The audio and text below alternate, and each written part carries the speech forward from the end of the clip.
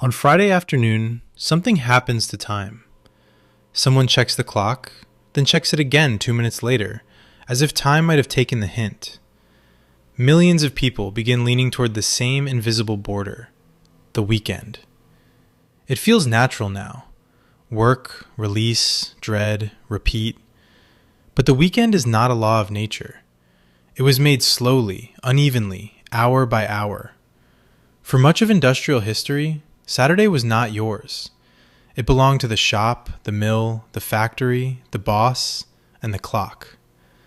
Sunday had older protection as a day of worship and rest. Saturday was different. Saturday was still a work day, but it stood close enough to freedom that people could almost taste it. Imagine a factory town in the 1800s, where people work long hours, often 6 days a week. Then payday comes, often on Saturday. After a week of discipline and fatigue, people want a little time that belongs to them. The problem, from the employer's point of view, is Monday, because some workers took it anyway.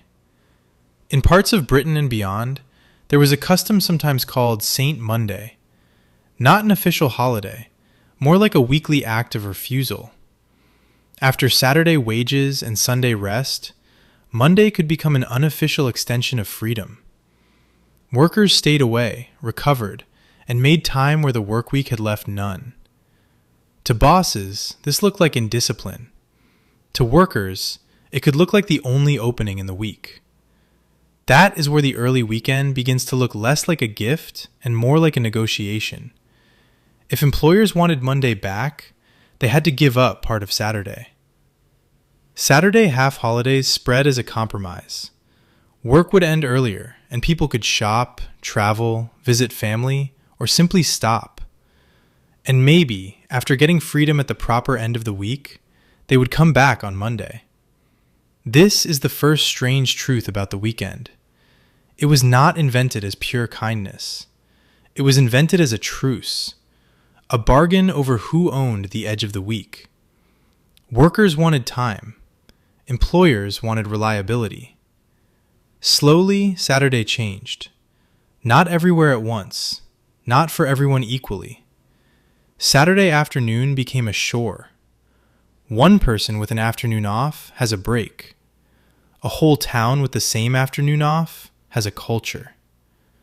The weekend did not just give people time away from work, it synchronized escape. Once leisure was synchronized, it became an industry. That is the contradiction at the heart of the weekend. It was a victory over work, but it also taught business how to sell freedom back to people.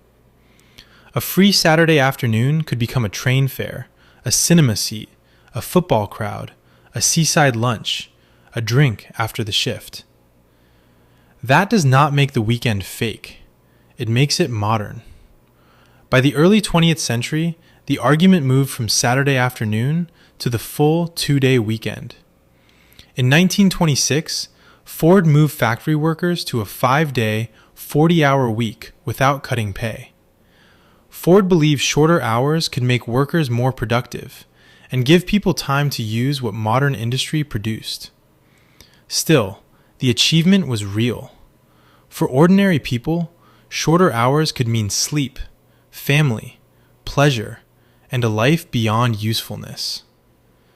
Then law began to harden what custom and struggle had shaped. In the United States, the Fair Labor Standards Act of 1938 did not invent the weekend, but it did give the 40-hour workweek and overtime rules legal force for many covered workers. Even then, weekends were never universal. Hospitals, restaurants, police stations, transit systems, and homes kept working. The weekend is shared time, but it has never been shared evenly. And now, even the people who technically have it often feel it leaking. Emails arrive on Saturday. Phones carry the office into the kitchen. The weekend survives, but the border is thinner. That is why its history matters. The weekend was never just 2 days. It was a claim that time can belong to people collectively. If everyone is off on Saturday, the whole world changes temperature. the calendar begins to breathe. Work, work, work, work, work, release, rest. Then Sunday evening arrives. The emails waiting, the lunchbox, the alarm.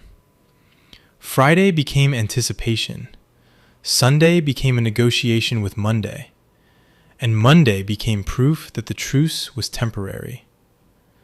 So what happened when the weekend was invented? People did not simply get time off. They got a new emotional map of the week. The weekend feels natural now because we live inside it. But it was built from conflict, compromise, belief, business, law, and desire. It was made by people who wanted the edge of the week back.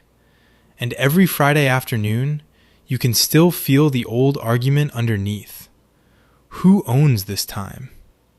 For 2 days, at least in theory, the answer is supposed to be, we do.